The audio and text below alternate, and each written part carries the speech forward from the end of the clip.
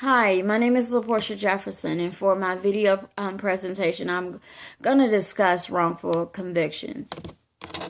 So, wrongful convictions is where someone is actually convicted or convicted of a crime he or she did not commit. They're actually going to serve jail time, or they're serving jail time for a crime that they're actually innocent for. It's a big inconvenience not only for that person because their life has been snatched away from them, but also for the family members. They're not able to see that person on a day-to-day basis, not able to interact with them. And a lot of people have kids. They're being taken away from their children. And not only that, the biggest thing is the perpetrator that actually committed the crime is out free. And there's a possibility that this person is actually committing other crimes. Who knows? So there are different causes of wrongful convictions. In my paper, personally, I actually discuss eyewitness misidentification. Just to give you the background with eyewitness misidentification, let's just say I was a rape. I actually was a rape victim, and being that I want justice for the crime, I'm going to do anything and everything to bring justice, not only for me, but for other women as well. So me going back to that horrible experience, I can recall the guy had a distinctive nose, so that I thought. But anyway, so he had a really big nose, and during the lineup, I see the guy that's marked number 3, and he has a really big nose, and it kind of reminds me of the guy that actually raped me. So I'm gonna tune into that guy, just assuming he is the one. So I do know when you're faced with certain situations in life, it's kind of hard to recall certain memories. But with eyewitness misidentification, is where the victim actually, you can say, chime in and say, even though I didn't see his face, I know he had a big nose because when he was doing what he was doing, I touched his nose, and it was very distinctive, and I do believe that's the one. So as far as number 2 with the causes of wrongful convictions is actually false confession. A lot of times people don't have the money to actually afford a defense lawyer, or just different cases. You never know with the situation. With false confessions, it can actually come from the person that's been charged, just to get it over with, or he or she may believe if he agreed to it, he'll get a lesser charge. Or the false confessions can come from a witness that actually, just to give an example, a witness saying that someone actually raped her when she was never raped in the first place. So that's an example of a false confession. Causes of wrongful convictions. Number 3 is government misconduct. So, of course, that's with law enforcement. Let's see. Improper use of forensic science. So the evidence not being used the proper way when actually handling investigation. Informants. Informants are actually snitches, someone to tell on another individual to receive a lesser crime. And let's see, the last cause of wrongful convictions is inadequate defense. So this is actually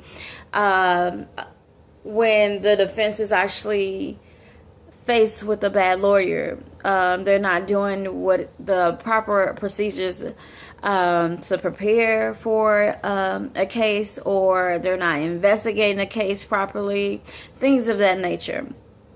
Now, I'm going to tell you a story of Stephen Phillips. He was actually wrongfully convicted in 1998.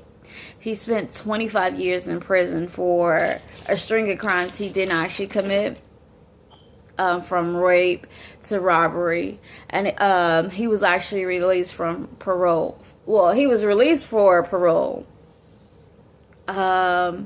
In 2008, he was actually cleared from all the charges, but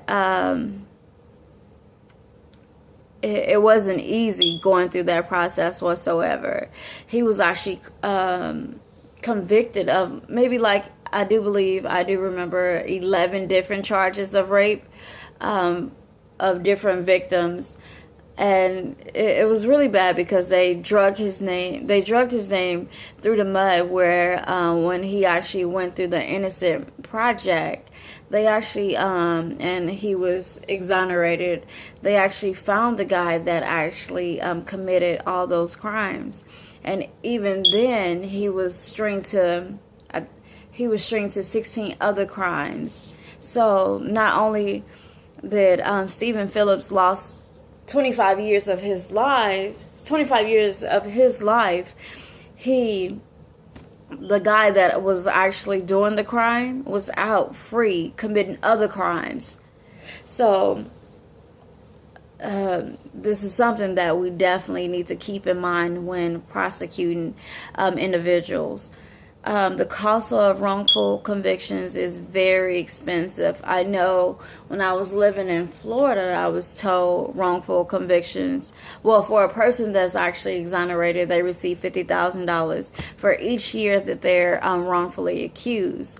However, in the state of Texas, exonerees actually receive $80,000 each year for the rest of their lives.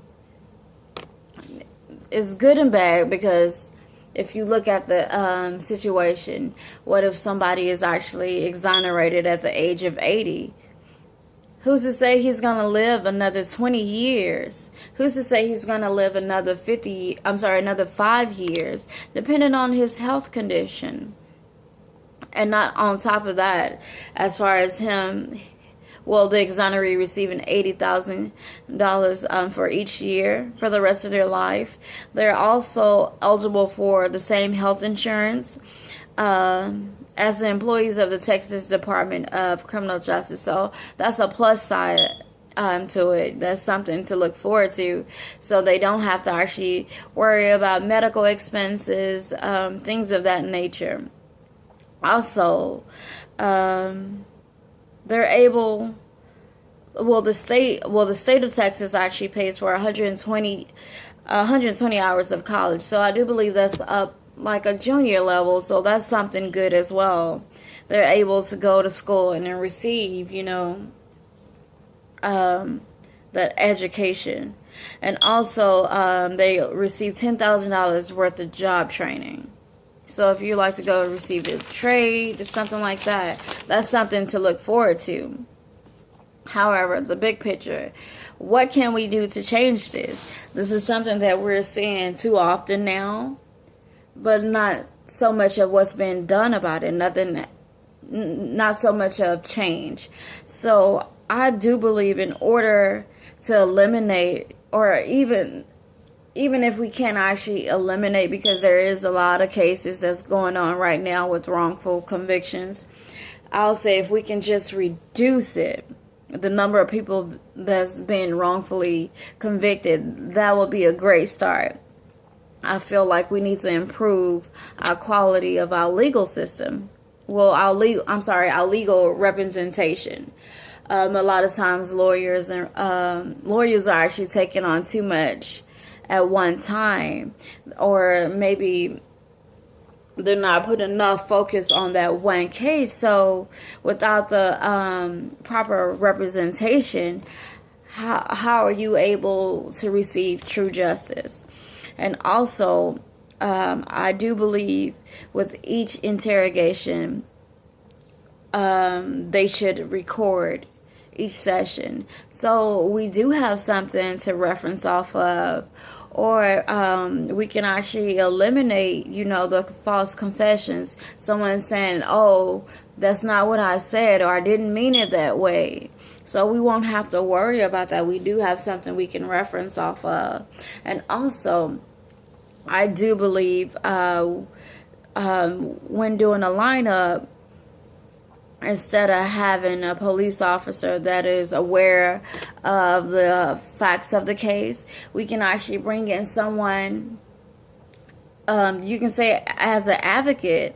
Well, not so much an advocate, but you can bring in someone that isn't aware of the facts whatsoever of the case, so that you won't have the officers swaying the witness in no kind of way. I do believe these are ways that we can actually eliminate the wrongful convictions. I do know this is something that's not going to be changed overnight. It is something that's going to take a lot of hard work. And we definitely have to do what we can for the people that is actually in jail at this moment, that are wrongfully convicted. We definitely need to fight justice for them, because for one, it's not right. Thank you.